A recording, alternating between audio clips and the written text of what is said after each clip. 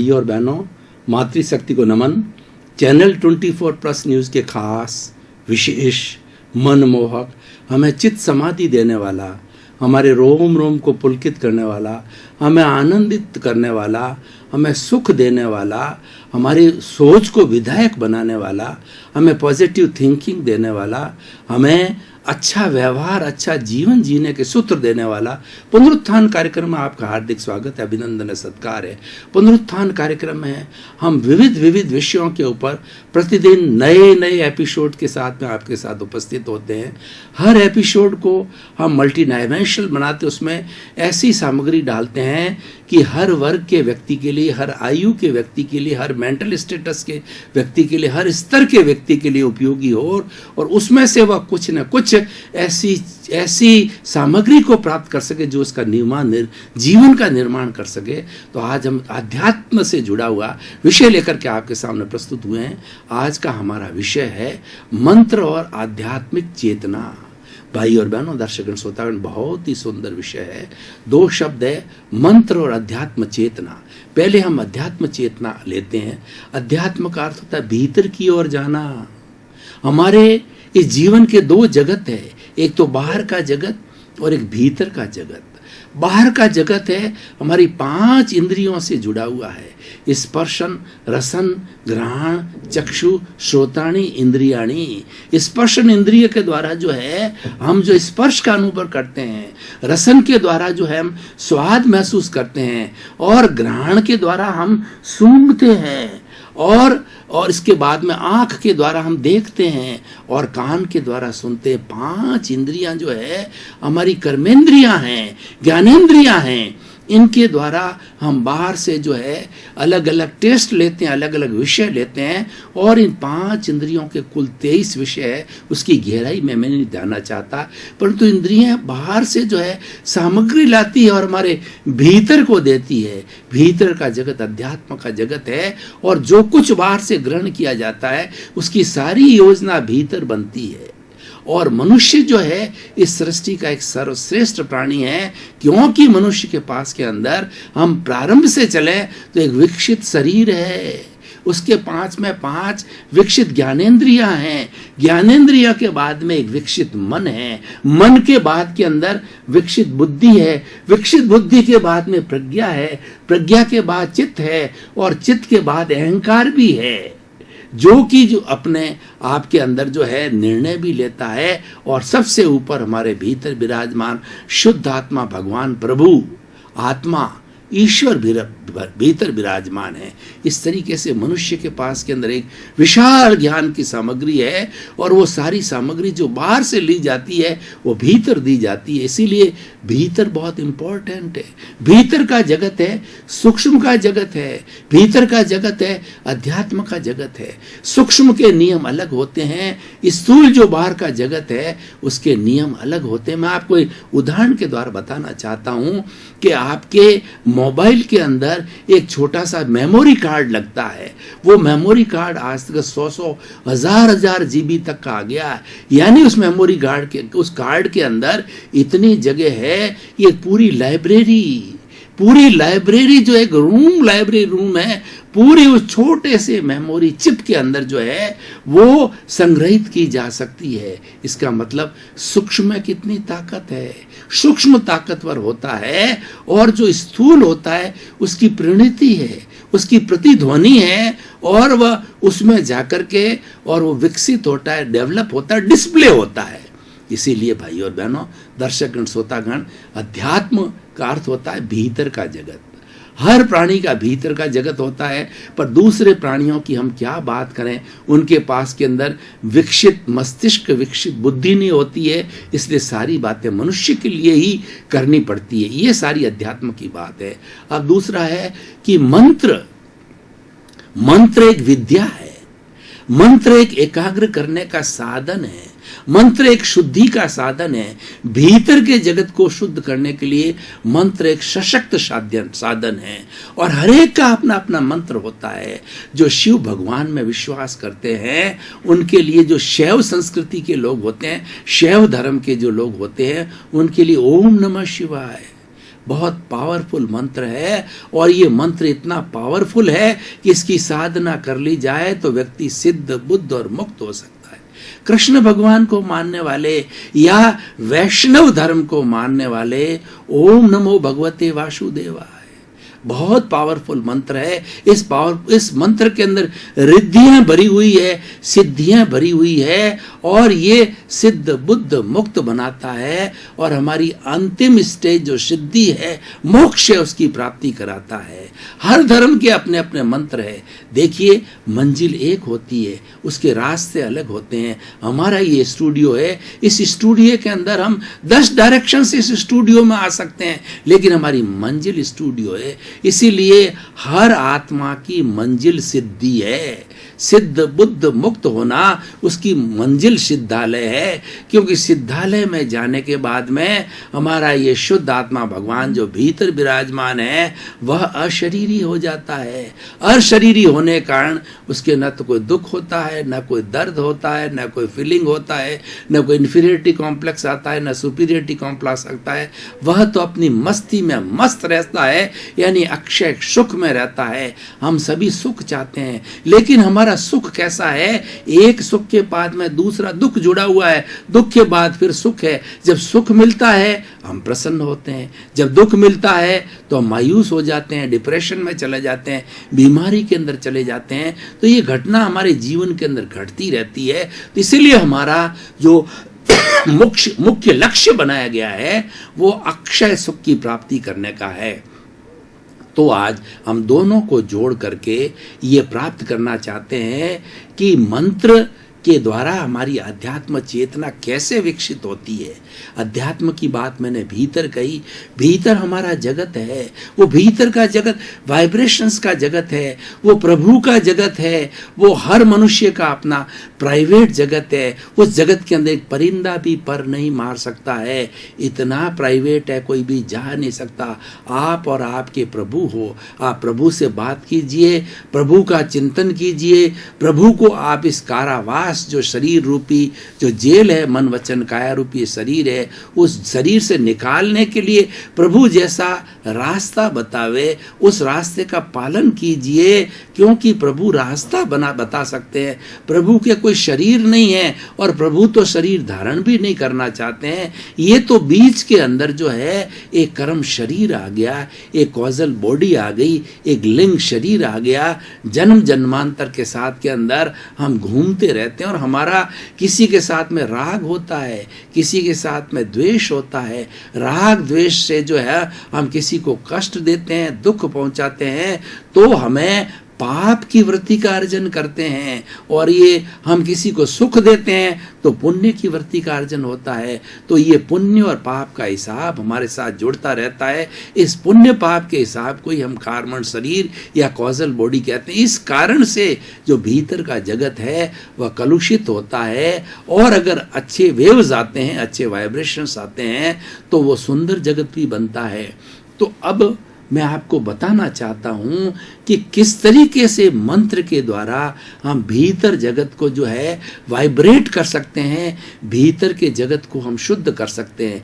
भीतर की जितनी क्रिया है वह सब्लिमेशन की क्रिया है, रूपांतरण की क्रिया है, वह बदलने की क्रिया है। व्यक्ति भीतर जाकर बदल सकता है। और भीतर हमारे 3 तरह की चेतनाएं होती है, 3 तरह के मन होते हैं। बाहर जो इंद्रियों के शरीर पे काम करता है वह हमारा चेतन मन कहलाता है, कॉन्शियस माइंड कहलाता है। और हम भीतर जगत की जो अध्यात्म की बात कर रहे हैं वो भीतर का जो हमारा होता है सब कॉन्शियस माइंड होता है, वह बहुत पावरफुल होता है। और तीसरा मैंने जो अभी कार्बन शरीर या कॉजल बॉडी की बात की या लिंग शरीर की बात की, उससे जुड़ा हुआ जो मन होता है वो अचेतन मन होता है, वह होता है अनकॉन्शियस माइंड। तीन तरह के माइंड हो गए, भीतर अनकॉन्शियस माइंड, बीच में जो ब्रिज का काम करता है सबकॉन्शियस माइंड, और जो बाहर का क्रियाकलाप करता है वह कॉन्शियस माइंड होता है। जो बीच का जो ध्रुव है सबकॉन्शियस माइंड है, वह बहुत इंपॉर्टेंट है। वो ब्रिज का काम करता है, बाहर से भीतर लेता है, भीतर से बाहर देता है। देखिए ये त्रिकोण हो गया कि अवचेतन चेतन मन से जो अचेतन मन से जो अवचेतन मन को आया, अवचेतन मन से जो है हमारे चेतन मन को गया, और उल्टा चले तो चेतन मन से जो प्राप्त हुआ वो पुनः हमारे अवचेतन मन को आया, और अवचेतन मन से जो है हमारे अचेतन मन को चला गया। तो ये बहुत ही इंपॉर्टेंट चीज है। इसका शुद्धिकरण करने का जो है, अभी हमने मंत्र विद्या की बात कही, तो मंत्र एक सशक्त माध्यम है। जैसे ओम नमः शिवाय की बात कही मैंने, ओम नमो भगवते वासुदेव का की बात कही, और जैन लोगों का नवकार मंत्र होता है, नवकार मंत्र होता है नमो अरिहंताणं, नमो सिद्धाणं, नमो आयर्याणं, नमो वज्जायणं, नमो लोये सब्ब साउणं, ऐसो पंच नमोकारो सब्ब पाव पणासणो मंगलाणं च सब्बे सिंह पड़मंग हवई मंगलंग। ये जैन लोगों का महामंत्र है। ये सारे मंत्र एक ही मंजिल पर ले जाते हैं, और इनके जो है इनकी सबकी मंजिल एक है।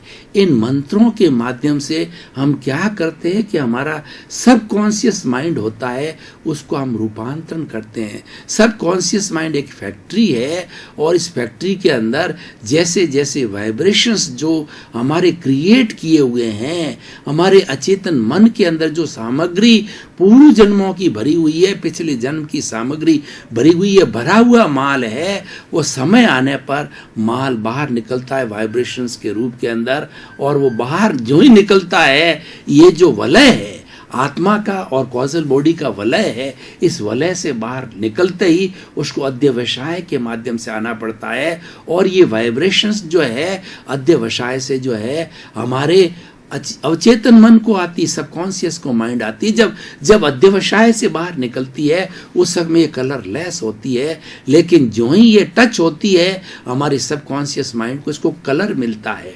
क्योंकि भीतर का जगत है ये कलरफुल जगत है, ट्रांसफॉर्मेशन होता है, कलरलेस है ये कलरफुल हो जाता है, और ये 6 तरह के कलर बनते हैं। कृष्ण, नील, कापोत, तेजो, पद्म और शुक्ल लेशिया होती है।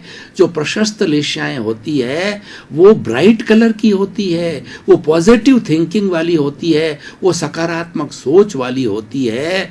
तो हम सारी आज दुनिया के अंदर सकारात्मक सोच और नकारात्मक सोच के बारे के अंदर सारे हमारे बड़े बड़े वैज्ञानिक लोग, बड़े बड़े हमारे स्पिरिचुअल लोग, आचार्य लोग, सारे इसके बारे के अंदर खूब गुणगान करते हैं, प्रवचन देते हैं। और वास्तव के अंदर जीवन का सार है सकारात्मक और नकारात्मक सोच के झूले पर झूलता रहता है। तो सकारात्मक सोच की जो लेशियाएं आती है वो तेजो पद्म शुक्ल लेशिया होती है। तेजो लेशिया ब्राइट कलर की होती है, उगता हुआ सूरज की जो लालिमा होती है पिंक कलर की, वैसी जो है वो हमारी तेजो लेशिया होती है। और तेजो लेशिया के जो भाव जब हमारे इस वलय से निकलते हैं, गंगोत्री से निकलते हैं, तो वो वलय, वो जो भाव होते हैं वो शांति देते हैं। वो शांति देने वाले भाव अच्छे भाव होते हैं, सकारात्मक सोच होती है। और उसके बाद के अंदर पीले रंग की जो है ब्राइट पीला रंग, हल्दी के रंग की जो लेशियाएं, जो कलर्स होते हैं, वो हमें आनंद देता है। आनंद हमारे और शांति है, हमारी आत्मा के गुण हैं, वो मानवीय गुण हैं, वो भीतर से आते हैं। बाहर तो उसका रिफ्लेक्शन है, बाहर तो उसका इको है, बाहर तो उसका प्रतिध्वनि है, लेकिन उसका सोर्स भीतर है। तो हमने देखा शांति और आनंद। तीसरा होती ब्राइट चमकती हुई लेशिया, जिसको शुक्ल लेशिया कहते हैं, और वह लेशिया जो है प्योरिटी पैदा करती है। ऐसा व्यक्ति जो है वो 84 लाख जीवन जीवा योनि के सभी प्राणियों के भीतर विराजमान शुद्ध आत्मा भगवान के दिव्य दृष्टि से दर्शन करता है और सबको एक समान समझता है, उनको नमन करता है। उसके भीतर उसके अंदर एक सा ही प्रभु विराजमान है, कोई फर्क नहीं है, क्योंकि शुद्ध अवस्था के अंदर है। अशुद्ध उसको किया इस शरीर ने किया है, इन लेशियाओं ने किया, 3 तरह की लेशियाओं ने उसको अशुद्ध बनाया है, जो कि हम कहते हैं कि अप्रशस्त लेशिया, यानी वो कृष्ण लेशिया जो कि डार्क कलर की होती है। वो डार्क जो है वो डार्क कलर काले रंग की होती है, दूसरा जो है वो नीले रंग की डार्क की होती है, तीसरा कबूतरी कलर की। ये सब अप्रशस्त लेशियाएं, ये हिंसा के भाव पैदा करती है, छल कपट के भाव पैदा करती है, चीटिंग के भाव पैदा करती है,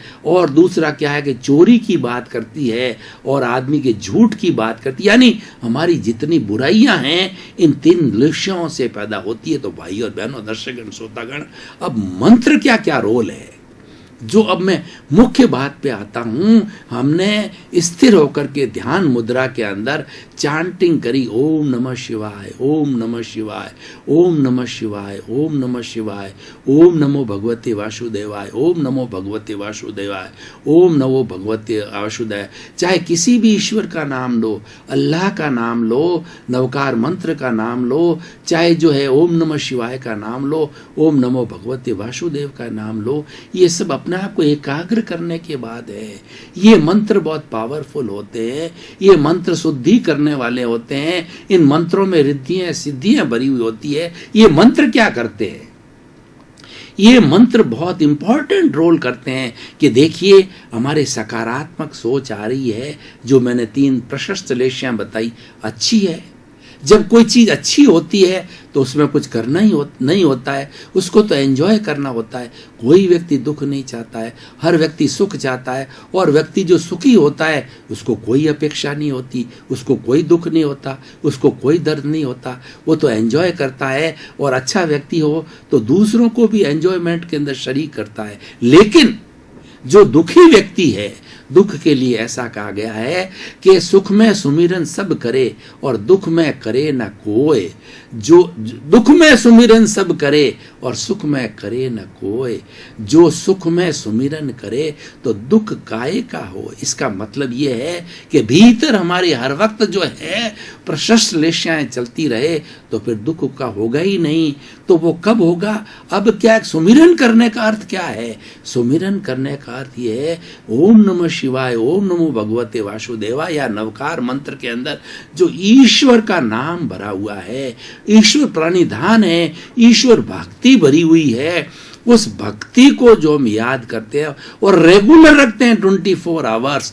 24 व्यक्ति ये भी कर सकता है, मैं शुद्ध आत्मा हूँ, मैं तो जानने वाला हूँ, मैं देखने वाला हूँ, मैं ज्ञाता हूँ, मैं दृष्टा हूँ, मैं शुद्ध आत्मा हूँ, मैं शुद्ध आत्मा भगवान हूँ, मैं शुद्ध आत्मा हूँ, मैं शुद्ध आत्मा हूँ। यह भी एक मंत्र है। इससे क्या होगा कि हमारी जो अप्रशस्त लेशियाएं आ रही है, नेगेटिव थिंकिंग आ रही है, उसके सामने जो है एक बड़ी चीज खड़ी हो गई, वो डर जाती है। कोई अगर मान लो एक जो है कायर व्यक्ति है, उसके सामने बलवान व्यक्ति खड़ा हो जाता है तो कायर भाग जाता है। छोटे दादे के सामने बड़ा दादा खड़ा हो जाता है तो दादा भाग जाता है।